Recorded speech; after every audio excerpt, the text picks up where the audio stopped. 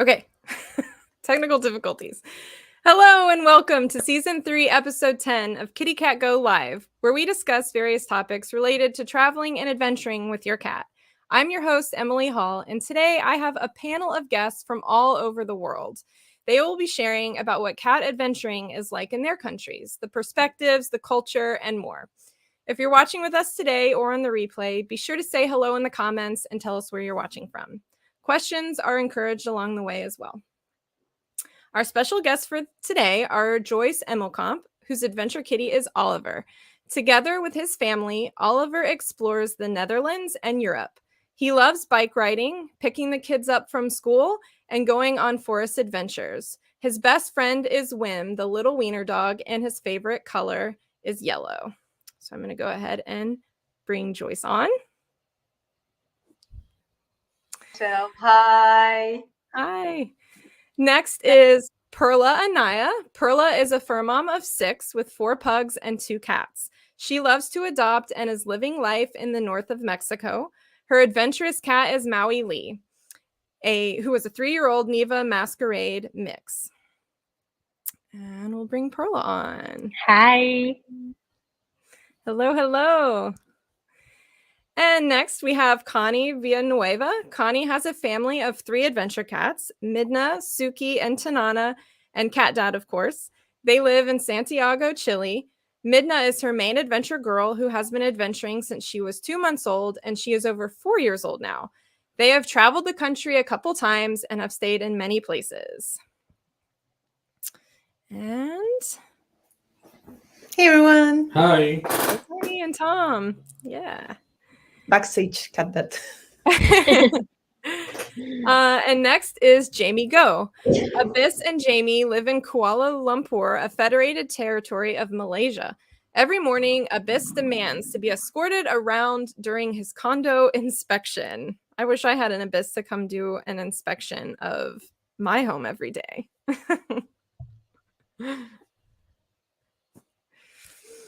And next, we have Pauline Johansson. Pauline and her rescue cat Lava live in Sweden, where they do all kinds of outdoor activities such as kayaking, skiing, and hiking. They are also into van life, and this summer they went on their first big trip abroad. Hi. Hi, Pauline. All right. Next is Javiera Arenas and Andrea Corti. Javiera and Andrea live in Italy with their cat Luna. They love to travel, so they tried taking Luna out once with them to see if she would do well with travel, or if they would need to hire a pet sitter whenever they went on a trip. Luna was a natural, though, and from then on, they've been to 10 countries together, 8 within Europe, as well as Chile and the United States. Hi, everyone. And last but not least, we have Lucy Frankham. Lucy lives in Scotland with her 2 cats, Bongo and Fifi. They enjoy paddleboarding, hiking, cycling, and horse riding. Both cats also go to university with Lucy.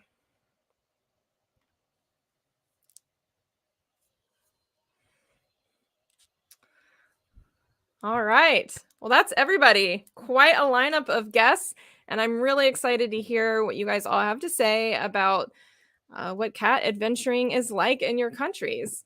So let's kick things off, though. I know I just read a little bit about everybody and your cats, but I'm sure everyone would like to know a little bit more. So Joyce, how about you start? Can you tell us a little bit about yourself and Oliver? Well, yes, I can. I'm Joyce, and I'm from the Netherlands, and together with my family, we take Oliver everywhere. He's a real family cat. We have 2 kids, and I guess that's the main reason he's so chilled, because there's always noise around the house. And we thought, let's take him out. And of course, the Netherlands is a biking country. So a natural step was to put him on a bike. So he travels with us by bike to school or to the shops or whatever. And we also traveled through Europe to do amazing hikes.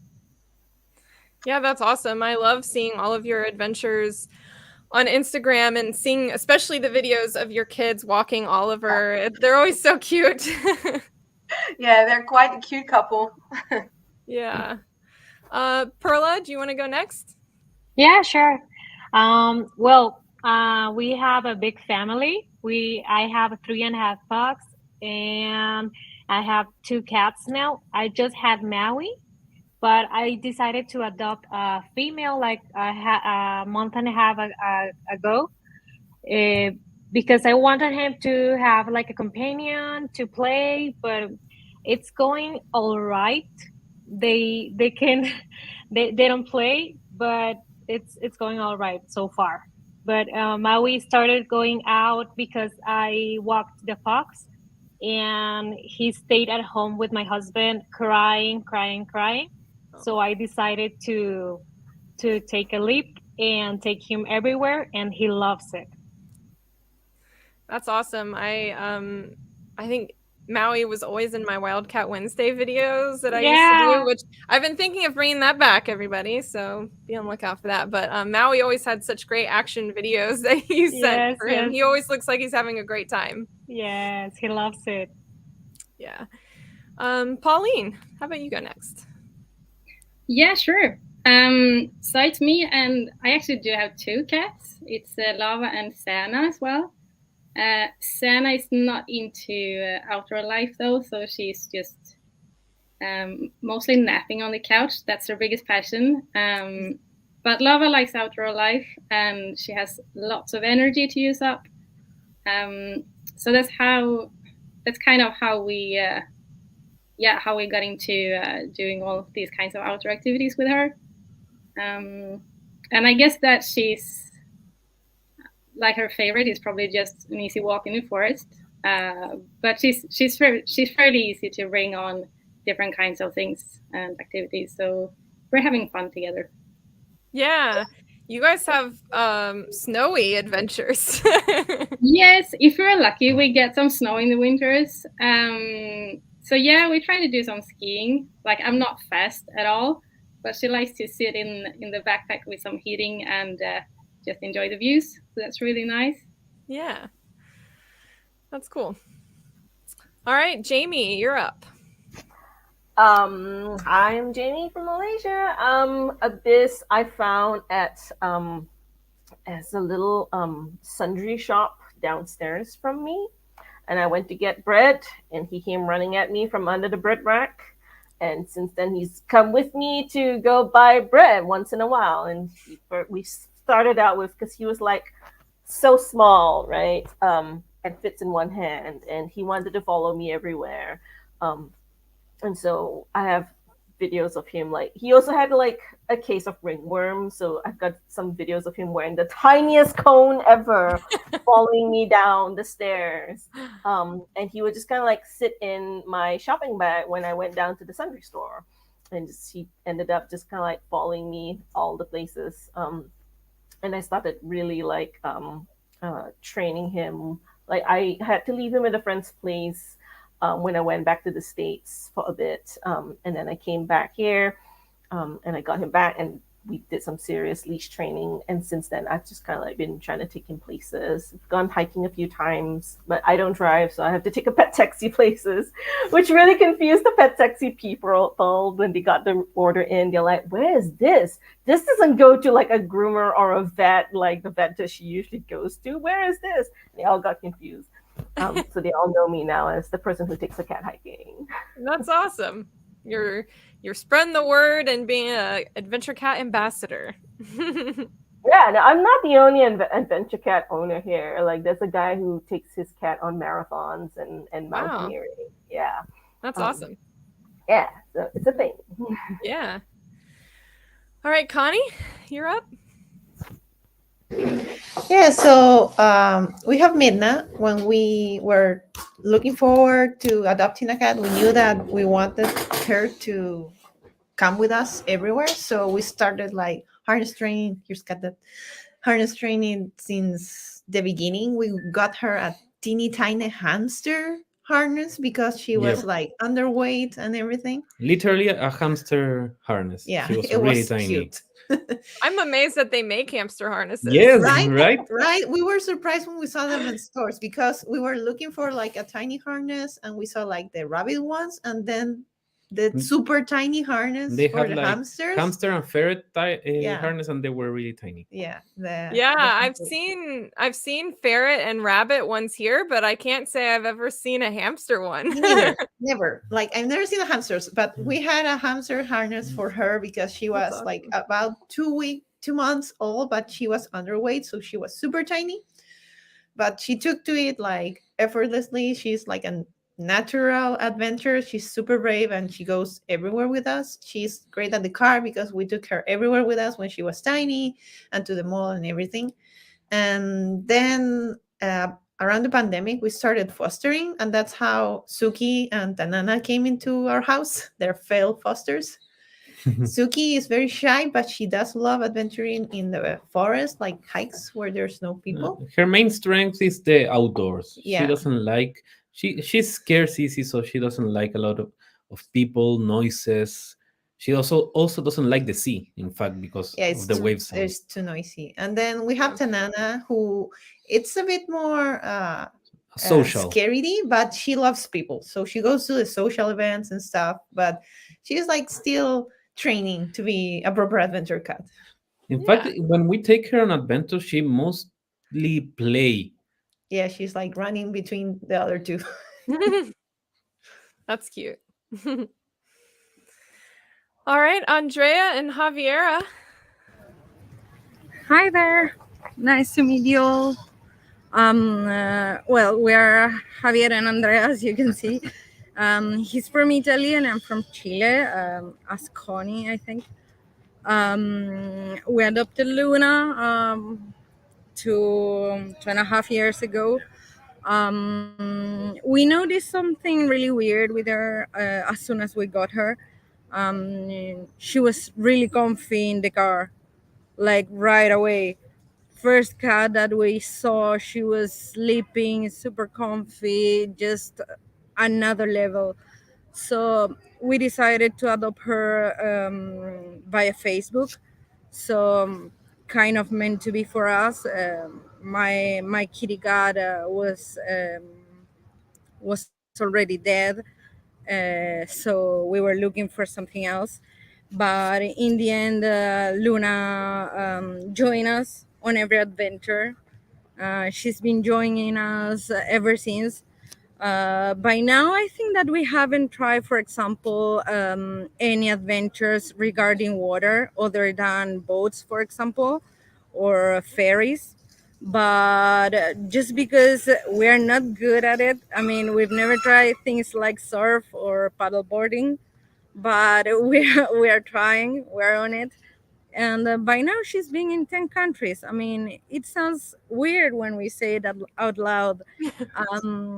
I took her to meet my family. So we went from Italy to Chile, and it took us 2 flights of 9 hours each. And we were so scared, so scared. We thought that it was going to be a disaster, but it came out really well. She was sleeping all the way, really cuddly. Maybe she meowed a little bit, but I think that most of the time we are more concerned and nervous as they are. So maybe give your kitties a chance. And we're really sorry for being doing this on the outside, but I was working, so this was the easiest way to arrive from work. Yeah. So we are in the biggest park of Milan now, right in front of the castle. So it is an amazing look, but we cannot show it right now. Yeah, well, that's awesome. I'm glad you could both be here. And I'm very impressed with Luna's world travels. She's better traveled than most people. Yeah.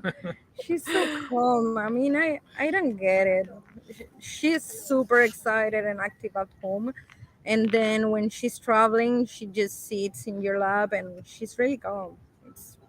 I don't know how to explain it. Yeah.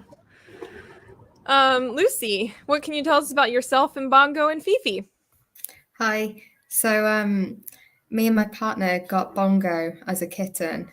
He's a Bengal cross. We got him when we still lived in student accommodation. So we had about 9 flatmates all living in one house. Wow. So we got him, and he has just always loved people. He could deal with anything, being in a house that small full of so many people. And since he was a baby, we took him to uni. I did biomedical sciences in Manchester Uni, and he'd come in with me occasionally, and he'd come with me to revise in the uni buildings. And from a young age, he really liked hiking and going anywhere with me. And he also loved the water, so we did paddleboarding quite early on, because my parents live in North Wales, so there's lots of lakes and nice mountains to walk around there. And then last year I moved up to Dundee because I'm studying dentistry in Dundee Uni. And my partner joined me up here. And Bongo's always wanted a friend. He gets so lonely, and we've got friends who have adventure cats, and Bongo just loves playing with them. And he gets genuinely sad when we leave them. So we got Fifi, and she's a silver charcoal Bengal, and she just has some next level energy. She's very vocal. She's always causing trouble. Her newest favorite thing is climbing up the moss pole on my favorite monstera and snapping the leaves off it. But since we got her, she's been slightly less confident than Bongo was, probably because I obviously don't have 9 housemates anymore. It's just us in our house now. But she loves the outdoors. She walks amazingly. She's already harness trained, and she's only 17 weeks. Wow. She loves going into uni still. I bring them both into uni with me. Obviously not clinical stuff because they wouldn't like that. But I do medieval reenactment society, and both cats come to that, and they're not fazed by any loud noises.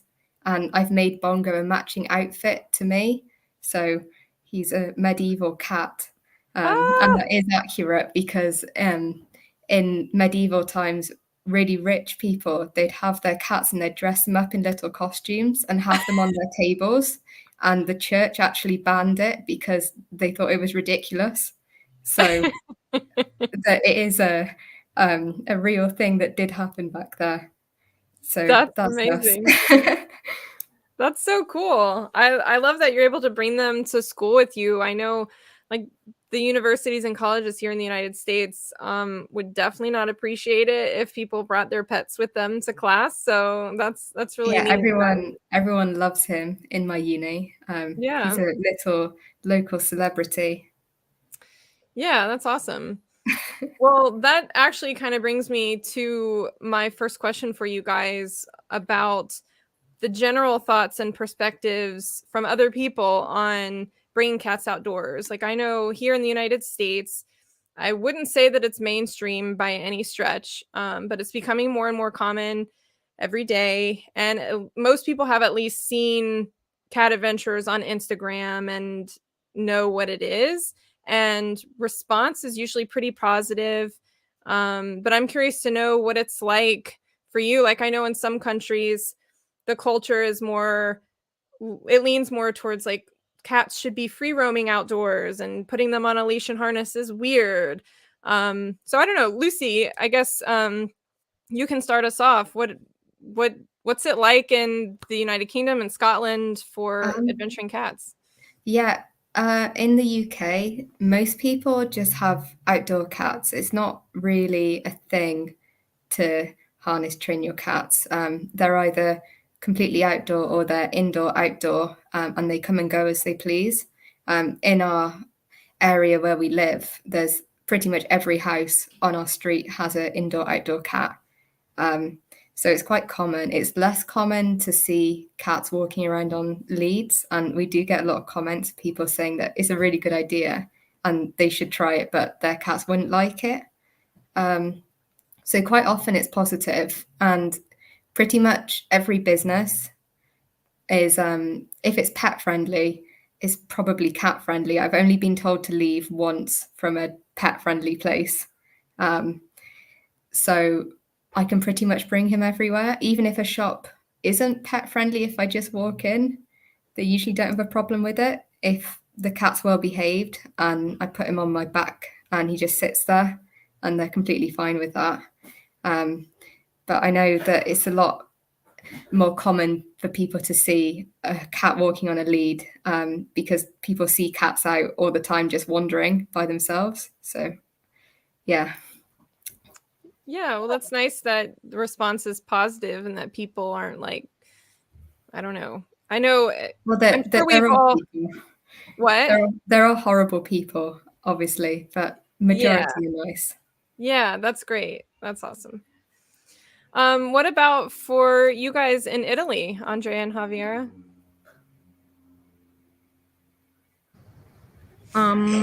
For us, I'm not so sure. I mean, mostly the same as Lucy said.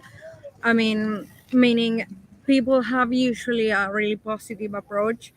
They come to you, ask a lot of questions if they are cat people, like they are in love with the opportunity or the idea. There are lots of people that haven't seen this on social media, so they are really impressed by it.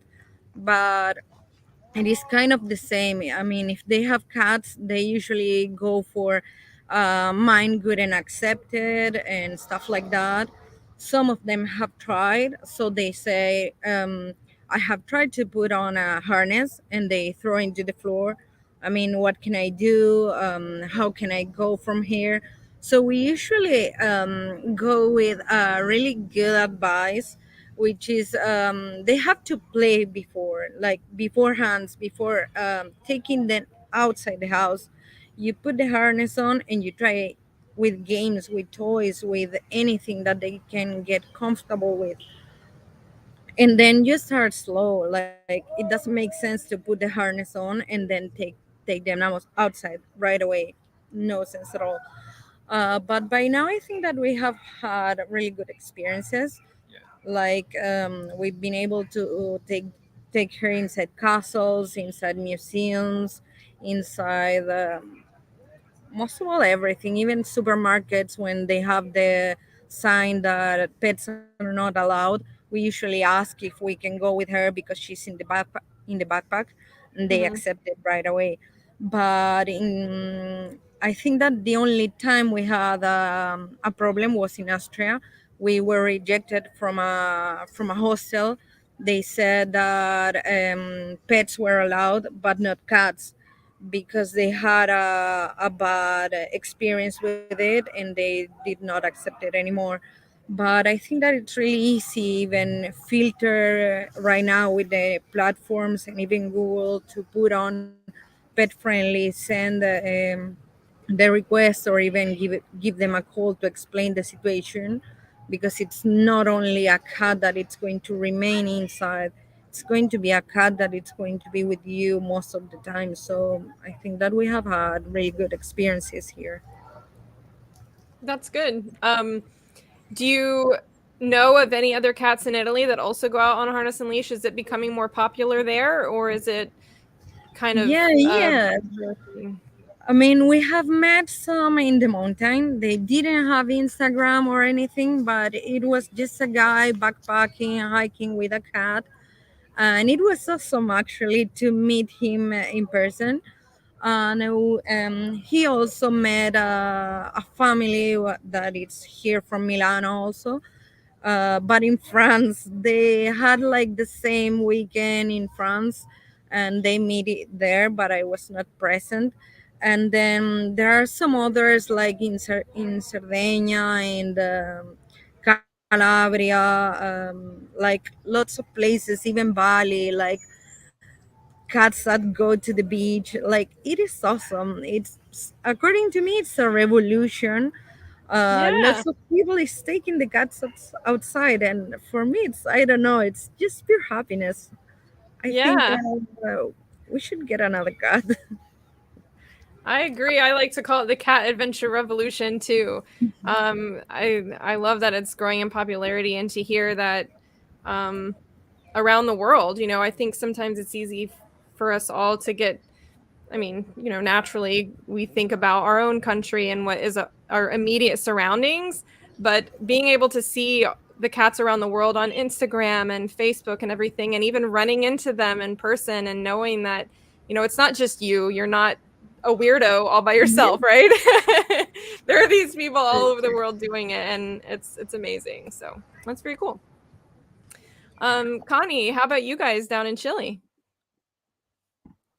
Yeah, so here in Chile, you have like both the only outdoor cats, because we have a lot of like in the south, there's a lot of countryside, so they mostly have cats for like rats and stuff.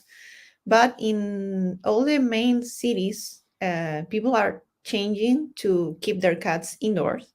And I think the taking their cats outside on a harness is really growing. I'm actually taking part of that growing, because we have a community where we have a lot of material in Spanish for them to learn how to take their cats outside. I'm sure Emily will show it later, but it's this one.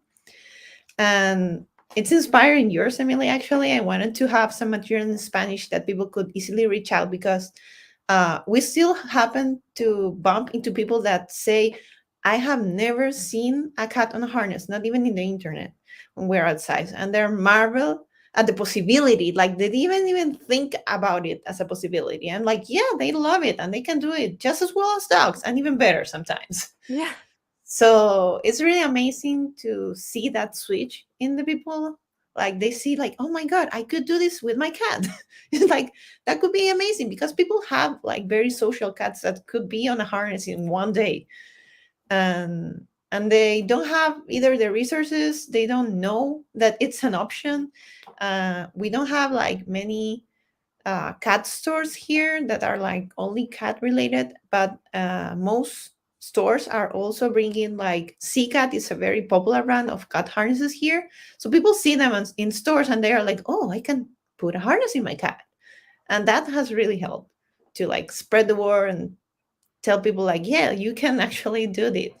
And as a community, we have done a lot of work to like spread the word and do a lot of material for people to look at. And we have received a lot of nice comments saying like, hey, I used your stuff and it really helped, and we're starting adventuring and stuff like that. So it's really cool. That's awesome. I love that you've created these resources for people in your country to encourage them and help them. That's really awesome. Yeah, it's been a lot of work, but after when we already have, our community has more than 1 year, and we have around 40 members that are fairly active. Wow. So I think it's a big number, considering Chile is a very small country. Yeah. So have you guys had any meetups, or have you met any of them in person? Yeah, we did a small meetup with 4 other cats in the south. And we did try to do a few ones here in Santiago, but it's been harder. We are doing more meetups with just the humans, because doing meetups with cats is hard. Yeah. We have to be real about that. So, yes, for sure. but this summer I want to do more stuff. So I will try to do like a hike or something with more adventure kitties. But yeah, I've met a few in person. It's really cool. Yeah, that's awesome. I haven't I have even bumped with adventure kitties too. That's something that I never expected to, like some random people. Yeah, that's awesome. I've never even run into one in the wild, we'll say. I mean, I've met up with one purposefully before, but I've never just like been out on the hiking trail and seen another cat on a leash. And I've had friends be like, oh, I thought of you because I was out hiking and I saw a cat on a leash. I'm like, man, I never get to experience it. Well, like on a hike, never, but we have bumped into cats like at like pet events, like sort of PetCon stuff, kind of like that, like expos and stuff, where people actually do take their cats to those stuff. So we have bumped into many cats like that. And cats that I didn't know too, like not only friends, like, and I invite them, of course, to a community. Yeah, very cool. Well, Jamie, what's it like in Malaysia? Oh, Well, ownership wise, we do see the gamut of people who are, my cats are strictly indoor only, never going outside, too frightened to like let them outside. And then you have some people who are like, I have my cats and my cats only live outside. And then you've got, if especially if you live in landed property in the suburbs, it is very common to have your cats be indoor outdoor cats. When I go visit my folks, and they live in the suburb, I usually try to keep Abyss contained in my bedroom. But like at 6:30 in the morning, he's like, meow, meow, meow. It's time to go outside. It's time to go outside. It's like, it's 6:30. Can I just put on your harness and let you go? And so I'll put on his harness and I'll open my door and he'll go down, down the staircase out and, do whatever it is that he wants to do. And he'll be back around like 9 or 10 o'clock in the morning to sit in the window away from the outside world. Which is great. That's exactly what I want from him. It's a bit stickier at night. I actually have to go fetch him at night because he goes hunting for cockroaches, which is kind of gross. But we have found some cockroach nests, and my brother's like, "Oh, okay, all right. Let me go get the poison." And like one cockroach nest less in the neighborhood. That's great. But we do see a lot of strays. We just see a lot of because people don't spay and neuter their cats, so their cats like run off. So in the cat groups that I'm in, there's like every other month it feels like someone's like, my cat has gone missing, and it's like, but why did you like not put a collar or a microchip on your cat to help find them when or train your cat to come home? So that's there on the cat ownership. Taking the cat purposefully outside, I've actually seen a few people put their cats in harnesses and take them outside. In fact, one of my rescues who I recently adopted out, like her owner takes the little kittens out to, like, usually we pick like a nearby field, a small little field, patch of grass for them to kind of walk around in, maybe fenced up like a kid's playground, so it's relatively safe. But I see more often events such as at the, like with Connie at pet expos, where you see a lot of cats being pushed in perambulators, like they're used for small dogs. I see them brought out to events at cat cafes. We're seeing a lot more cat cafes here in Malaysia, particularly in KL. Because it's a great way to meet and hang out with purebred cats without buying one, I guess. I have actually gone into a cat cafe like to meet the cats there. If they happen to be out in the cafe area, then I pet them. But otherwise, it's mostly for me to like bring Abyss somewhere that's not at home so that he understands what outside means. And yeah, so it is fairly acceptable to be bringing your cat out in like to specific events and specific places. It's less common to purposefully bring your cat to places like the supermarket or to restaurants. When a restaurant says they're pet friendly, they usually mean dog friendly, because there's the expectation that the dog is going to be able to sit quietly. A dog can be trained to sit quietly next to you, whereas a cat is a bit more recalcitrant. So people are a bit more anxious about that. But that can also depend on which neighborhood you're in. For example, like if you live in a predominantly Muslim neighborhood, you can bring your cat there and they're likely to be okay with it. But you can't bring your dog in because dogs are usually haram. Whereas if you're in a predominantly Chinese neighborhood, you can bring your cat in if you can also bring your dog in, but you're less likely to see it because they'll have their cats contained in their prams. Because most people still don't usually harness train their cats. I've seen a lot of people bring their cats out in a pram, in a carrier, no harness, and they just pick up your cat and just hold the cat, and the cat doesn't run away, which I find incredible because Abyss is always jonesing to get off my shoulders and walk on the ground. It's just like, why can't I have a well-behaved cat like that? And then I realized my cat just grew up that way, just walking all over the place. So that's kind of like what cat owning culture is like here. I've never encountered a cat on a hike before either. And the one time I took my cat to a really fairly busy place for a hike, we got a lot of people taking pictures of him because it's still quite unusual. And someone was like, "That is the luckiest cat ever." I'm like, "Not really, but close." But yeah, like the maintenance staff on in my condo is fairly used to seeing my cat. There was actually once one groundskeeper who kept on yelling at me every time he saw my cat because he thought my cat was one of those stray cats contributing to like the poop and pee that he has to clean up. Yeah. And I'm like, look, my cat has his own litter box. It's not my cat. And I think he kind of stopped yelling. He realized that I was like not just someone who's randomly renting here, and I was actually an owner here and sitting on the committee of condo management. So he has stopped yelling at me since, which is kind of which is like the one unpleasant thing about bringing my cat out. But otherwise, I take my cat out to the restaurant downstairs, and he doesn't hang out. He wants to hunt birds when we're there. But the owner sees me and she's like, "Oh, mana anak, where's your child? Where's your child?" And I'm like, "He's there, looking for birds somewhere. I don't know." So yeah, that's kind of like what it's like. Cool. Yeah, it's very different. I find it interesting that, within your country, you have the different communities of different cultures. Like you mentioned, the Muslim communities and the Chinese communities, and how they each have their own different views on pets coming or not coming and what kind. That's interesting. All right, Pauline, Sweden. Tell us about cat adventuring in Sweden. Yeah, well, I would say first of all that here it's definitely the most common to keep a cat outdoors or like indoors, outdoors.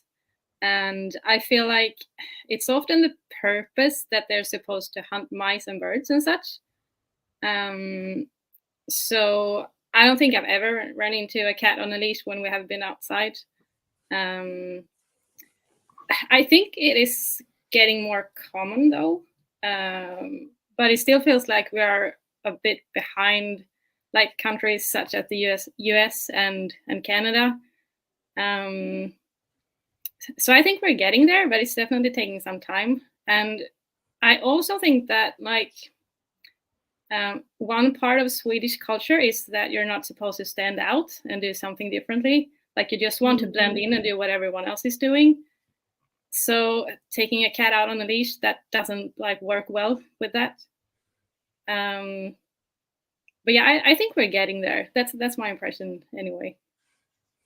Yeah, well, that's an interesting perspective. You're right. Taking a cat out on a leash is definitely an attention grabbing activity, and so if the culture is not to do that, I can definitely see how that would not really jive. Yeah, I don't know. Maybe I'm just talking for myself, but I feel like that's pretty typical Swedish. Like you just want to do what everyone else is doing. Yeah, I don't know. Maybe it's European even. I don't know, but it's definitely it's not. No, it's us people up north in Sweden. Yeah. So I think that must be a part of it. Like it feels must be. Huh. Well, hopefully you'll be the trendsetter for Sweden, and everyone will be like, "Oh, she's doing it, so I should do it too," because they want to be like everyone else, right? Yeah, that would be perfect. Like only adventure cats, no indoor outdoor cat. Yeah. All right, Perla, how about in Mexico? Well, here in Mexico, I think there is no culture at all of walking cats with a harness, but rather the culture of letting them go out by themselves and let them walk in the street alone. Or the other side of the coin, it's like not taking them out at all because they are too scared, too frightened. And well, here's the culture that dogs are for going out and cats are for staying at home or letting them be by themselves. And well, in my personal experience, I like I told you before, I started walking Maui because he was crying because I went out with the dogs and I he's my first cat, so I have no experience at all. I started treating him like an equal, like a dog, the only way I knew. And I started searching in the internet and seeing lots of cats going on adventures, well, your account, KittyCatGO, and Oliver also. I started seeing how you went a lot of places, and I was like, wow, I want to take my cat everywhere too. The only bad thing about, well, in my experience about Maui growing up with dogs, is that he's too confident with stranger dogs, and he wants to greet every dog, but not every dog wants to greet a cat. Mhm. So he sees a dog and he's like, "Oh, hey, friend, here I am. Let's play or whatever." And I don't let him because it's dangerous sometimes. Yeah. Yeah, my cat Sophie is like that. A dog could be like, I remember in the house we used to live in, we had our neighbor had a fenced-in yard and they had a dog, and it would be out in their fenced yard, and I'd be out in the backyard with Sophie, and the dog obviously did not like cats because it would be right at the fence and like growling and stuff, and she would just walk right up to it and be like, "Hey, best friend." I'm like, "Sophie, that thing is growling at you. It will eat you." Yeah, that's Maui. Maui has greeted a husky. Like we were in the park and the husky came and he was like, we were like in a little playground that used to be for kids, but there was nothing at all. And he was by himself, like not unleashed. And he started like calling the husky, and I was like, no, no, no, don't go there. But it didn't happen anything. The husky wasn't unleashed, but still. And on the hikes, I've never seen any cat at all. When I go on hikes with Maui, people are like watching me like, are you crazy? Like, why are you taking the cat with a leash? He's not a dog. And there are other people that are amazed and want to pet him. He does not really like to be pet by strangers. So I'm like, just in the head, not in the body. Don't touch him so much.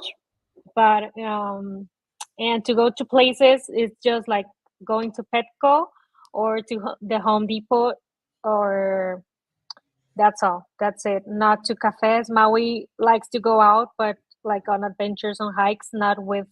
There's a lot of strangers. Mm-hmm. Yeah. Cool. Well, Joyce, the Netherlands, the biking country. What's it like for you guys? Well, it's not really common to take your cat out here on a leash. It's like, I guess, like all the others, it's mostly outdoor cats or indoor-outdoor cats, or the purebred cats are kept indoors because they're too expensive to take out. And what I think is like, we are kind of the crazy cat people around town. I think that's what we're called. But we don't really mind. I think the Dutch are a bit different than the Swedish people. We are more like, we just do. We've never encountered any other cat during a hike, but we have done some meetups, which are so with cats, because cats are cats. But what I really love is that the Dutch adventure cat community is growing, and we love to be a part of that. And I love to hear that we inspire people to take their cat out, and we inspire people on the internet as also in real life. I've got some students of mine, I'm a teacher in high school, that are training their cat right now to go to go on adventures. I don't know what their parents think of it, but they are just doing it. When we're out on our bike, we get the loveliest comments. Most people are like, "Oh, there's a cat." Like they just have to look twice, and they're like, "Well, is it a cat?" Yeah, it's a cat. and they just love it. Like, oh, I want to do that with my cat too, or I want to take my cat out to the forest. And they always have a lot of questions on how to harness train them. We are far behind the US and Canadian adventure cats, I guess, because that's the feeling I get from the internet, that there are a lot of Canadian and American adventure cats, but your countries are way bigger than our tiny little Holland. It's, yeah, but Yeah. it's growing. And we have been to an event a few months ago where we were asked to host a presentation, and we're doing another one in a few weeks. And you get to see that people are interested. They are curious about taking your cat out, and they have a lot of questions, and we love answering them and inspiring everybody to take their cat out in a cat friendly way. That's what when we started 2 years ago, Kitty Cat Adventures was one of the first to follow, because you want to do it in a cat friendly way.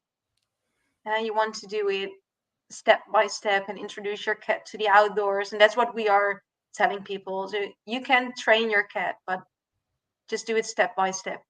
But most of the comments are really sweet and really funny. Well, that's awesome. Yeah. I think you make a good point about the size of the country. I too always feel like the United States and Canada are like have most of the cat adventures, but that probably does have a lot to do with the population size. But I also wonder too if it seems that way to me just because that's where I live. And so I see more Americans because I'm American and more engrossed in my own country than others. So it's interesting to hear from all of you guys that it's growing where you are too. So it would be really interesting to somehow do a poll of all of these countries to find the percentage, the percentage of people that take their cats out on a leash so we can compare. Because right by just numbers, that's not really a fair comparison because some countries are so much bigger. We will never make it. But what I really love about the adventure cat community online is to see all cats from all different countries, like in this panel. And this is just a small fraction of all the adventure cats that are there. And I love to follow cats from all over the world to see nature in different places, and it makes me want to go to Sweden if I see Pauline and her cats, because it's up on our list. Yeah, we can go there. We can drive. It's okay. We can do that. I'm a big fan of Italy myself, so it's the combination of Italy and cats, and then you have the perfect little page. So it inspires me, and it shows me the beautiful parts of the world, and that everyone is still the same. Doesn't matter where you live. Everyone takes their cat out. Exactly. I love that. And I agree completely. It is really cool to see everyone's adventures. It's like we're getting a little glimpse into everyone's little part of the world. And we get to see the scenery and the types of places you have to go. And landscapes are so different. And like you, my travel wish list of places I want to go is so long, partly because of all of you and seeing the cool things you get to do and the places you have to go. So what I also love about Instagram and the internet is that we can show the world what our lovely little country looks like. We feel like some kind of ambassador of the Netherlands too. So we love to show, of course, all the typical, the windmills, and we need to show those, but the tulips. We love to show the tulips, of course. The tulips and the windmills, but we also love to show what the Netherlands is about in different parts, like the beautiful forests or heather fields we have, and things that people don't really connect to the Netherlands in the first place. But yeah, we love to be ambassadors of our small little country. Yeah, that's awesome. Well, this kind of leads into our next discussion point about how easy or not easy it is to find places to go or the gear, right? Like Connie, you mentioned how harnesses are becoming more popular in stores. So people are seeing cat harnesses and being like, oh, I want to try that. And I know here in the United States, that's also true. Like if you go to PetSmart or Petco, there's definitely a decent array of harnesses that you can pick out and leashes and stuff for cats. But you don't really, I don't ever see backpacks or things like that. I usually have to order all of that stuff online. I'm curious what it's like for you guys. Is it easy to find the gear, or do you also have to order from online or even other countries? And yeah, I guess how widespread is that? Pauline, why don't you kick us off? I'm going to start in the middle this time. Yeah, sure.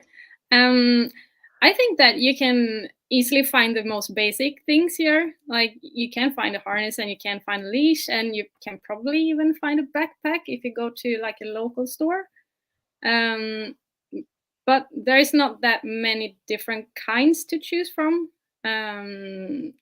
So, I mean, it feels like it's getting more common, and we do get more things to choose from as well. But we still mostly order our stuff online too, actually. I think that's something that has changed over the past few years, is that we can order stuff from Swedish online stores now. We don't have to order it from another country. So that's definitely a positive thing, I feel. Yeah, that's awesome.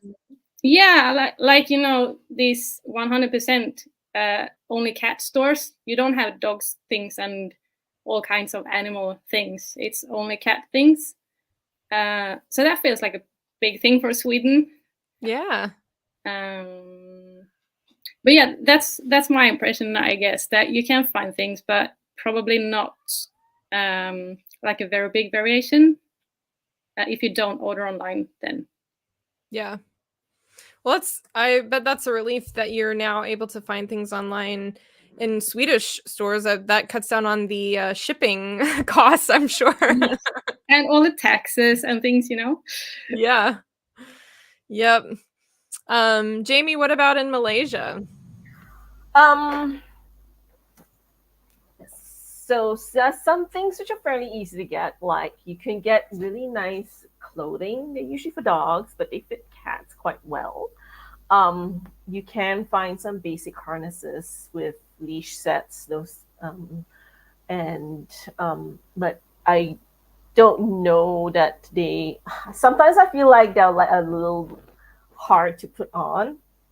Like I prefer those which are like more like those H-shaped harnesses, which used to be fairly easy to get. I used to be able to find them in like randomly in a grocery store near me, but now I just can't find them. Yeah, if you go to like random pet stores, you will find gear like leashes and harnesses specifically for cats. For larger gear though, like backpacks, prams, you're more likely to find prams, and if you find backpacks, they're going to be aesthetically pleasing, and not necessarily ones that I would use for my cat. Like we are very fond, for example, of like the spaceship capsule kind of backpack, which is like, okay, they're very cool, and yes, they're very secure, but it's really hot and humid in Malaysia. I would not want to put my cat in one of those. But it's really hard to find a good mesh backpack. That, you know, I had one, and one of my fosters just busted out of it real in like a couple of, you know, like I had it for like over a year or two with Abyss. And I moved to a much more robust backpack that I actually bought off Chewy.com when I was last in the States. Which is weird because it's also all made in China. Yeah. And I feel like, and I wonder, like, would I be able to like get a wider range of like good quality material things if I could like read in Chinese? The thing that I ponder. Yeah, so we get stuff, but I would not necessarily consider them to be well made. So I think that that's a difference between like availability of stuff and then like how well made it is. Yeah. And I haven't really found a backpack locally that I think is really well made. Perambulators, though, lots of perambulators out there, and lots of really great discussions I've seen online about which prams are better than others. That's but I don't take my interesting. cat out on a pram. I take my cat out in a backpack because I need to have my hands free. Yeah. And he likes to be walking on a leash. So if I just put him in a pram, he'll be like, "What's this? Let me out!" You know. Yeah. So yeah, and like his regular harness is actually a cat school harness, which is a gift from a friend who had it shipped all the way from Canada for me. But it's a really cool design. I know there's an Australian company that makes a very similar design, but I look at it and I'm like, I could probably sew myself something like that. So I've recently bought whole rolls of Velcro tape, both hook and to attempt to make my own. Yeah. Cool. Well, I find it interesting that Malaysia, it's very popular to push their pets around in prams or strollers. Like, I find it really strange. But it's because like these cats are indoor cats. They want to be outside, but they're not necessarily like equipped to be walking around. And also like it's dirty outside, and like my cat just like licks things on the ground. I've got several videos of him rolling on the ground. It's absolutely disgusting. Our floors are not the greatest, so I kind of see why people would just want to keep their cats in the prams. Yeah, they're still taking their cats out to experience the world, exactly. Which that's awesome. That explains a lot. So I've been to a couple of pet trade shows here in the United States where like companies are trying to get their products picked up by pet stores to be sold, and a lot of the companies that are making and selling the strollers or prams are all Asian companies. And I guess now I know why. That's a big thing there. We are about promenading without pets, so not about walking them. That's walking funny. the cats. Yeah. Very cool. Pauline, you have a question actually going back to your gear items that you have in Sweden. Darren is wondering where we can get the Swedish ear hats for our kitties that you have for Lava. You have no idea how many times I've got that question. I actually make them myself. And since I do get that question so often, I am making some tutorials right now so that people can make them themselves as well. Awesome. And I would like to mention as well that I know that people probably think that it's really cute and they want it because of that, but it actually has a purpose, and that's that Lava did get frostbite once when we were outside, so she needs it for protection because, like, once they have had it, they need to be. Well, I need to be extra careful to keep it hot and not let it be cold or be too cold. So that's why she's wearing that actually. But yeah, tutorials, people can make them themselves. It's not too hard, but it's probably a bit tricky if you're not used to knitting, but I'm sure you can do it. Yeah. Julie says that she loves the tutorials on Instagram. I'm so glad to hear it. Connie and Tom, are you guys able to find gear in Chile? I know you talked about the harnesses already, but yeah. So, we mostly 4 years ago when we got Midna, there was super little market for cats, like little to nothing. Like we didn't even have churro. All right. So when we got her, we got the harness. Yes, the harness was easy, but backpacks, we couldn't find anything that wasn't like the classic astronaut thing that Jamie was talking about. So we actually got one from the States, from Amazon. And besides like the adventure things, it was hard to find any cat related stuff. Like you see like a tiny spot in the corner of the store. In the next years, we have seen like a big boom of cat stuff everywhere, and now we even have cat only stores. And in those, you can find a variety of harnesses, some variety of backpacks, but as Pamela said in the comments, it's hard to find ones that are for big cats. They're mostly like super tiny, and you can barely put a 3 kilograms for cat inside one of those. And we get a lot of questions about our backpacks when in any of the videos and when we're outside, because it's a big backpack. We have the Pets Fits one. So people are like, oh my god, that backpack is so good, and like, yeah, you don't find it here. Are you able to order things pretty easily from elsewhere? Yes, actually, it was super easy a couple years ago. It was actually pretty cheap. It has gotten pretty expensive to buy things in Amazon lately. So the PetFit backpack, it's like twice the price now than when we got it. But mostly nowadays, all the stores have a variety of backpacks, of leashes, of harnesses. It's really, really common to find them.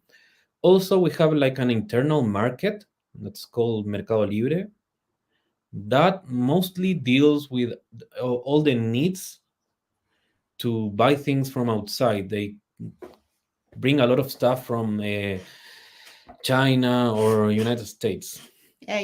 So that's a cheaper version. Yeah, so, that's been like the last couple years. It has grown a lot, like the e-commerce, and we have been getting more and more options of everything. You can buy medium or basic equipment for cat adventures, but if you want like more specific things, you need to buy them outside. Yeah. I mean, I find that to be true. Even here, I'm jealous of you guys that are mentioning that you have cat specific pet stores, because I don't have that either. One big store in Santiago that actually gives you a discount if you take your cat to the store. So they're like promoting taking their cats out, which has led to a lot of like kitties being dragged to the store. Yeah. But it has also led to a lot of kitties being harness trained. So it's kind of like a good mix. In fact, last time we were there were like 3 cats or 4 cats. Wow. Roaming around. Yeah, it's been fun. That's awesome. We also give a lot of stickers of our community so they like can throw them the information, like, yeah, you can find information here to do that. And it's been really good. We have a good relation with that store. That's awesome. I'm jealous. I don't have any cat stores or anything near me. And most of my gear is sorry. Sorry, Connie, you were talking about like cat specific stores. Like we have a cat supermarket in Shah Alam, which is like a 40-minute drive from Kuala Lumpur. And it's mostly food. It's like not a lot of gear. And the gear is kind of flimsy because it's meant to be cheap and easy to get. So that's kind of like one of the disappointments of going to the cat supermarket. But then again, it is a supermarket, so you got to get essentials. So makes sense. Our cat store is like really good on the equipment. It's like has a lot of food, high quality food, high quality toys, equipment, certifications, backpacks, everything. It's like a really good store to buy everything you need to start with your cat. Yeah, and that store is new. Back when we had Midna 4 years ago, when we wanted things for her, there were none. So yeah. Yeah, that's really cool. Andrea and Javiera, are you guys able to find stuff pretty easily in Italy? Kind of the same as everyone, I think. When we first started, we didn't even have social media for like we've never seen a cat outside.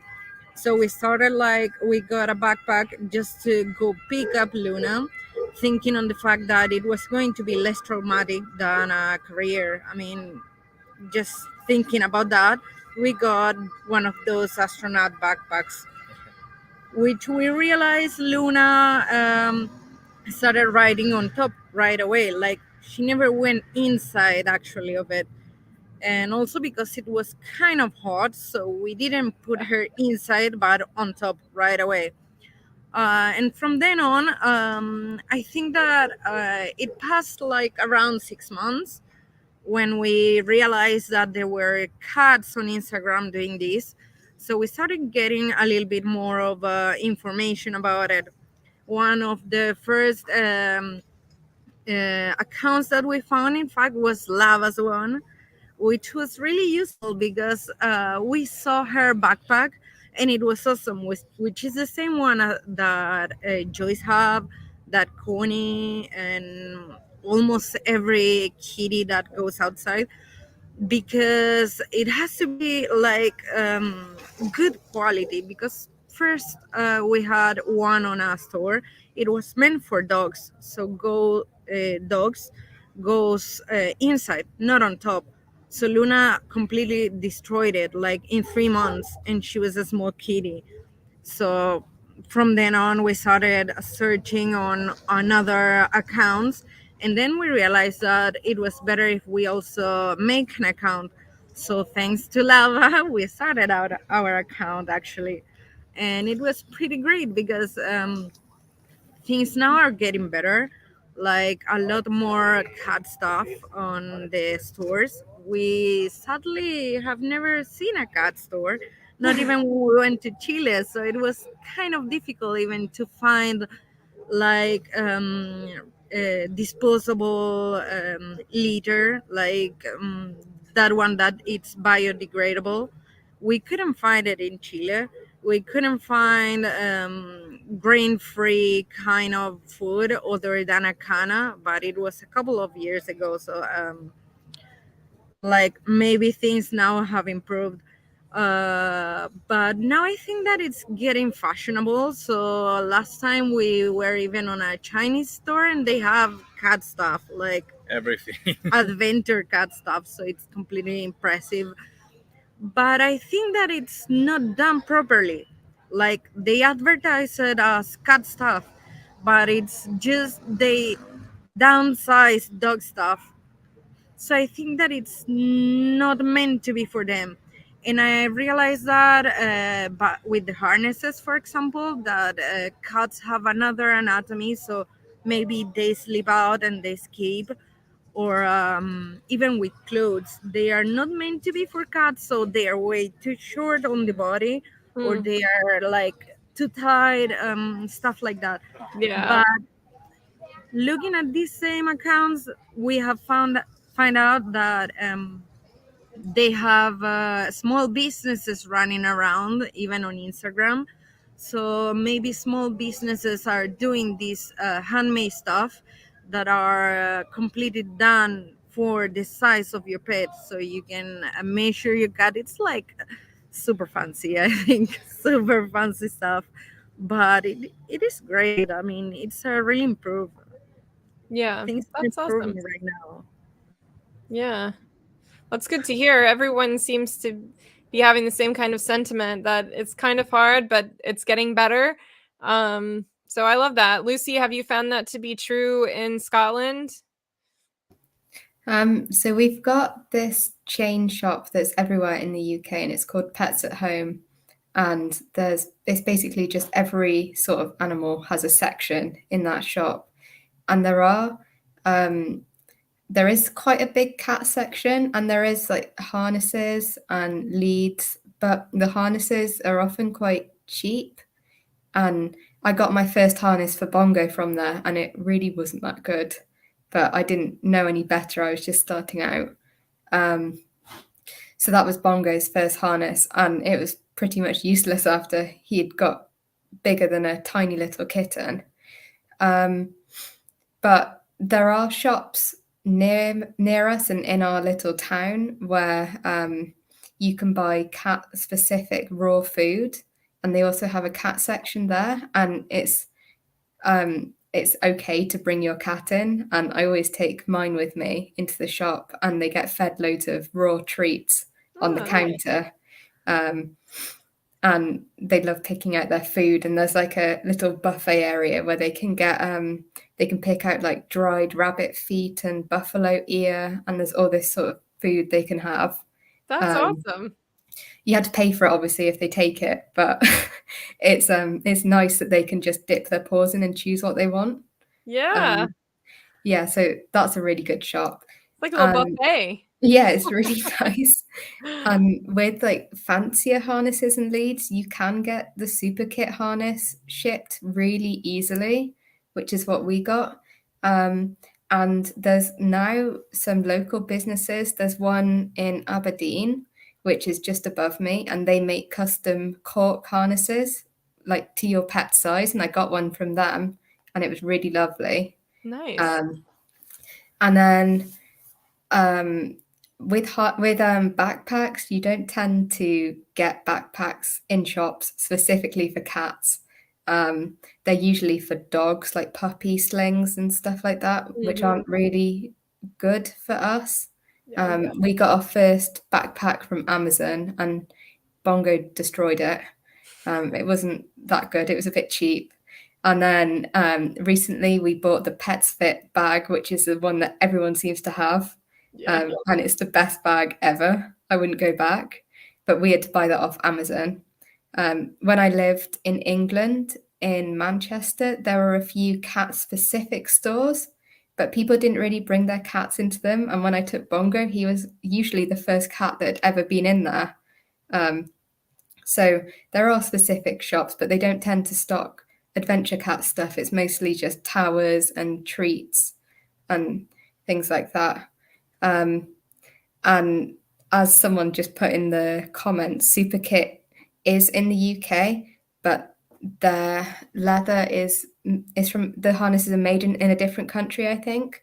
So they are made abroad, but they are based here. So shipping is really good there. Yeah. Joyce, how about in the Netherlands?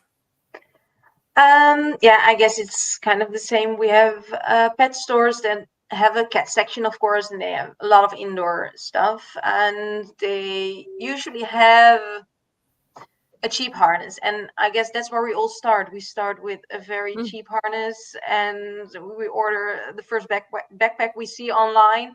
Yeah. And then we have to rely on all the Catventure accounts for inspiration, and I think that's really important in this section, because we inspire each other. And then there's, of course, we all use the same backpack, but that one is originally for dogs too. So someone finds the backpack and uses it for a cat, and then we get it too. So I think our community online is really important to get the good stuff, because all shops are just, someone said it in the comments section, the leashes are super short. The harnesses are, the quality isn't bad, they're out in a second. And if you want real good quality, and I think that's really important, if you take your cat out, you need a quality backpack, and you need a quality harness and a quality leash, because cats are Houdinis who can get out of everything. So you need the good harness and the good backpack to have it all safe and secure. We rely on the online market, but in the Netherlands, it's really easy to get it from all over the world. It's here within a few days. There are a lot of big stores in Germany. We get it from there very easily. But also the stores from the UK, they send it over Amazon. It's all, the Netherlands are really easy to get stuff into. So that's what we rely on. We rely on the online market, but I think we have the best harness ever. I absolutely believe that. And it's handmade from a Dutch, very, very tiny Dutch one-person company, and she makes it she makes the handmade leather harnesses, and they're awesome. You cannot find them in any store or whatsoever, but we love the quality, and we'll never change it. Yeah, that's awesome. What kind of harness is it? It's the Made by Emma Celine harness. So it's kind of am I promoting it now here? She'll love that. It's made by Emma Celine, and they're not cheap. I think they're the on top of the chain, because the leather is really good, and the fitting is really good, and she makes it all from just by herself, and the design is absolutely gorgeous. Yeah, they look really nice. Yeah, It's really great when you can get one that's custom tailored to your cat's measurements.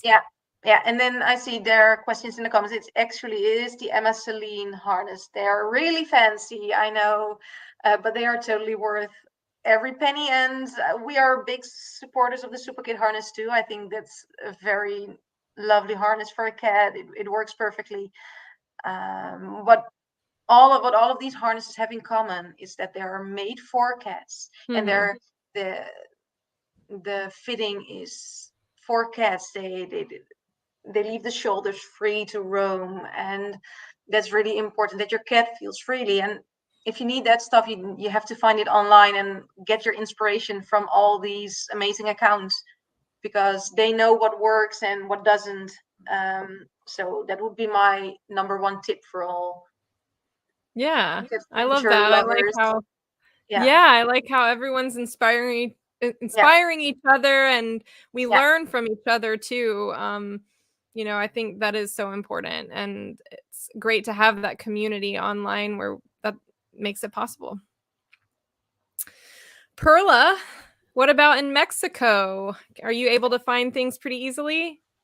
I think so. Like I'm on the north of Mexico. I'm like 2 hours away from the US. So I always have someone going to the US, and if I want like they just started selling through here like this month. So before that, if I wanted that or treats like Meow like that Maui loves, I used to bring it from the US. But if not, there's Petco here, and online it's always better for me also, like all of you, because the harness in Petco for me, they were like not working, so I relied on other accounts to see what were they using, what backpacks, what harness, what leashes, and everything. I got them online.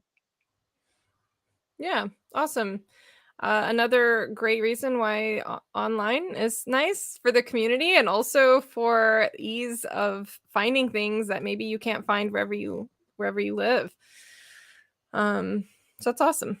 Very cool. Well, we are reaching the end, but I have one final quick question for everybody. We can just go around, and we talked a bit earlier about how it's so neat to get to see each other online, because we get like this little glimpse into everyone's part of the country, what it looks like, the type of places you have to go.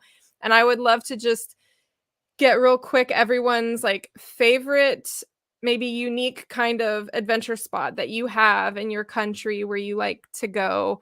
Maybe it's like Joyce, you mentioned I can't remember what kind of fields you said or something, I don't know. So why don't you start us off, Joyce? What's a unique adventure spot that you have in the Netherlands? Well, everything with a windmill in the background, of course.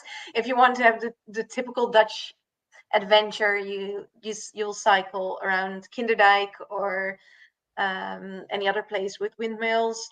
And if you are here in like before summer, you have the amazing tulip fields. So you have then you got Holland at its best. But don't wipe out the beautiful forest we have too, but they're everywhere. Yeah, that's awesome. Perla, how about in Mexico? Well, especially where I live, there's a lot of mountains, a lot. So there's always a mountain to climb, to hike. And I used to live in an apartment where on the background, there was like a little path to go through a mountain. So I used to go there with Maui a lot. So that was, sorry, there's someone passing by. I'm sorry. It's okay. But that's it. Like there's always a mountain. There's a lot of mountains here in my city. There's like 4 or 5 hikes that I can go with to the mountain. And there's also like there's no sea nearby here, so I haven't been there, but we love the forest. I think the forest is probably my favorite too. Connie, how about in Chile? What's the quintessential Chilean adventure for you guys? It's a hard one to answer because all the national parks pets are forbidden, all of them. Oh, So you have to find like things that are nearby that are private that you can go with pets. Hmm. But we are a very long country with a lot of beaches. And some cats can tolerate beaches, and I will love to go with Midna to the beach, and especially to like climbing around the rocks. She loves that. That's a really huge hit with her. It's a hard one because of the noise of the waves and the wind. But if your cat tolerates that, I think going to a beach with like rocks to climb, it's a really big hit. And if you find a spot in the south, we have a lot of beautiful places, but you have to find one that they allow pets. It's hard. We've tried. yeah. Well, beaches sound amazing. That is a hard one though. Yeah, With it's the a hard winds one. and the waves. Yeah. That's Yeah. cool. Only Minna tolerates it. Yeah. Jamie, what about Malaysia?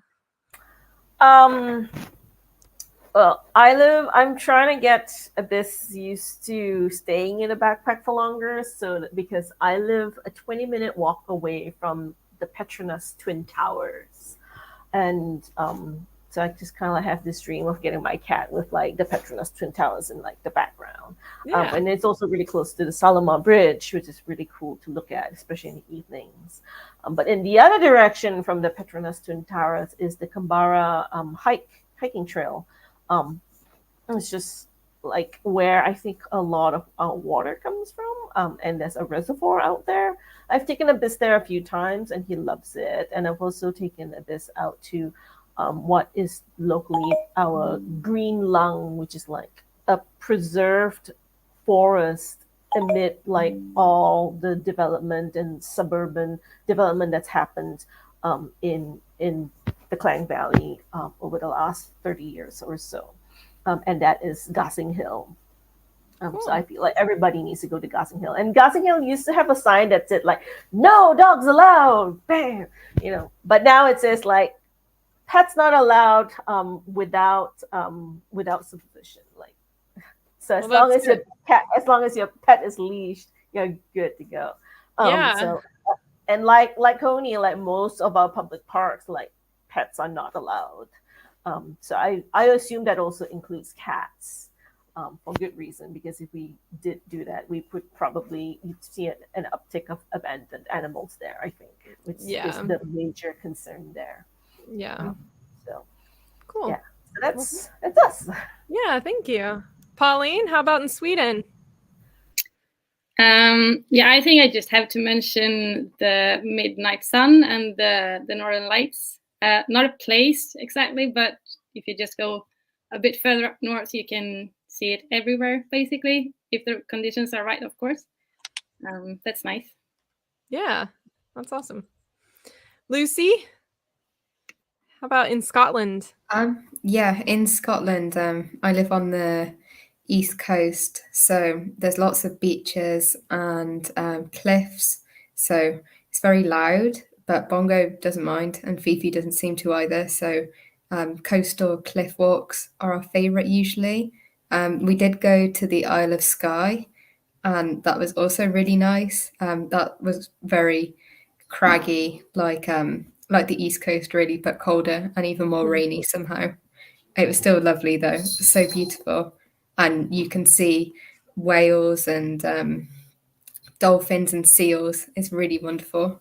Wow. And in my town, so the evening walk I do to the monument behind my house, sometimes you can see the northern lights. I actually saw them the other night. Didn't show up as well as it probably would for Paulina, but it was still pretty cool. That is amazing. That's something I'd love to see. I live way too far south for that. Andrea and Javiera, how about in Italy? I think that we feel really fortunate about it because we live in a zone which is the Como Lake, So you have tons of lakes around, tons of mountains, tons of trails. So I think that Luna's personal favorite is always the forest, like the nearest and calmest forest, which is like really underrated places where no people goes. So we can just put her the GPS and let her be, like go wherever you want. She runs around, go on trees, everything. But I think that for us, our personal favorite, it's always depending on the season, because you cannot take your cat everywhere on all seasons. So personally, I think I speak for both of us. Trentino, which is the Alps on Italy, it's far, far, far the best. Like perfect temperature, and even in summer, you can take your cat in the caves, for example, and they are fresh, they are comfy. It is a really nice place, so you have everything that you can possibly have in that region. Luna is comfy. Yeah. It's super comfy. Like she's not scared of water itself, but from people swimming and jumping into the water. Yeah. So probably beaches in the high season, forbidden, totally forbidden. Well, I've loved hearing about all of the things you guys have in your countries. It's everyone's so different.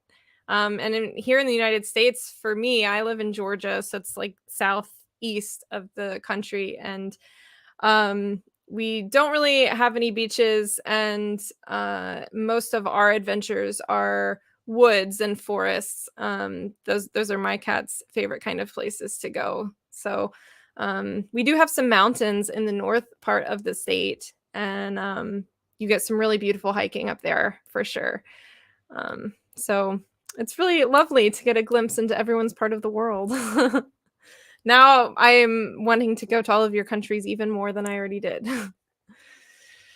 Well, thank you guys for setting aside this time. I know it might be a weird time for some of us, like Jamie. I know it's the middle of the night for you. So I appreciate you all being here today, for sharing about cat adventuring in your part of the world, and just setting aside this time to share with everyone. Thank you so much. I appreciate it. So for those that are watching, if you want to follow all these lovely people and their amazing adventure kitties on Instagram, you can find Joyce and Oliver at Oliver's Cat Ventures, and Perla and Maui Lee you can find at the Mexican Adventurous Cats on Instagram.